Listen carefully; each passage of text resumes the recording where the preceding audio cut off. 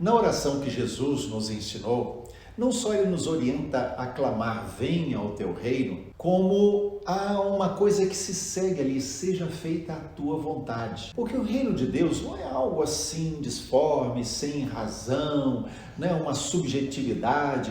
O reino de Deus é muito objetivo. Para ver o reino de Deus, tem que ser feita a vontade de Deus aqui na terra, da mesma forma como é feita no céu. Bom, quando nós oramos, seja feita a tua vontade, nós fazemos primeiro uma pergunta. A vontade de Deus não é sempre feita? Afinal de contas, ele não é soberano, ele não faz tudo o que quer, então a vontade dele não é sempre feita? A resposta é sim e não.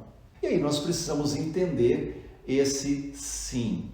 Quando a vontade de Deus é feita? Em primeiro lugar, aquilo que Deus decretou, ele fará. Então, quando você olha, por exemplo, para Apocalipse, nós vemos os acontecimentos finais dos tempos e vemos que, ao final de tudo, o Cordeiro triunfará, Jesus vai triunfar, Jesus vai vencer, o seu reino será eterno.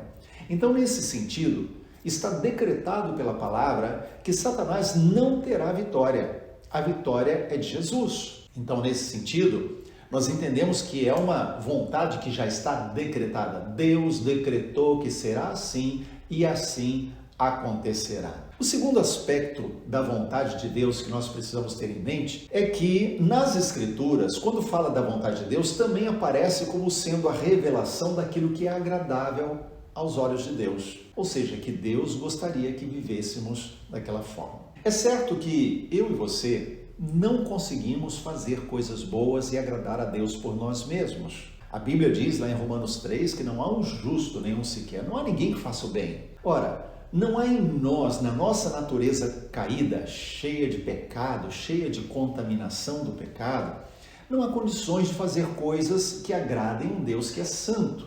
Para fazermos algo que agrada o coração de Deus, é necessário que o próprio Deus faça através de nós. Então, sim, será contaminado pela santidade de Deus. Então o Espírito de Deus nos levará a fazer coisas que agradam o coração de Deus, porque será Ele fazendo através de nós. Então quando a Bíblia fala sobre, por exemplo, não matar, nos 10 mandamentos, quando fala sobre não mentir, sermos pessoas da verdade, andarmos em verdade como Ele é verdadeiro, ou seja, andarmos na luz como Ele na luz está falando de coisas que são agradáveis aos olhos de Deus.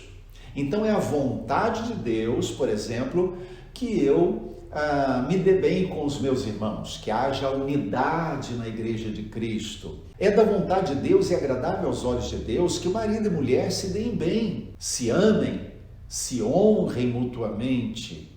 No entanto, a gente vê que muitas vezes até mesmo entre cristãos existe a separação, o divórcio.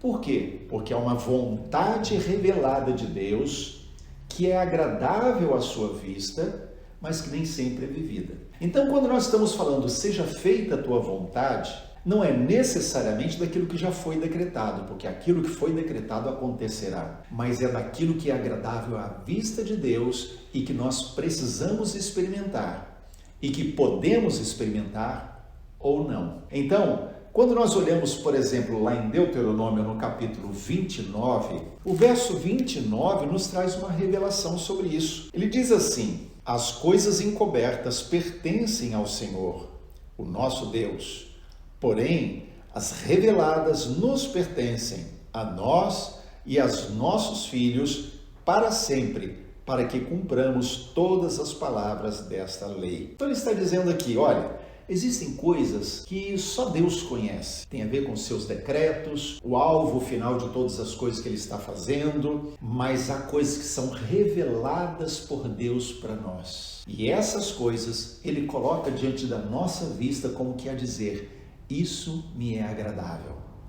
isso alegra o meu coração, isso me faz bem à vista.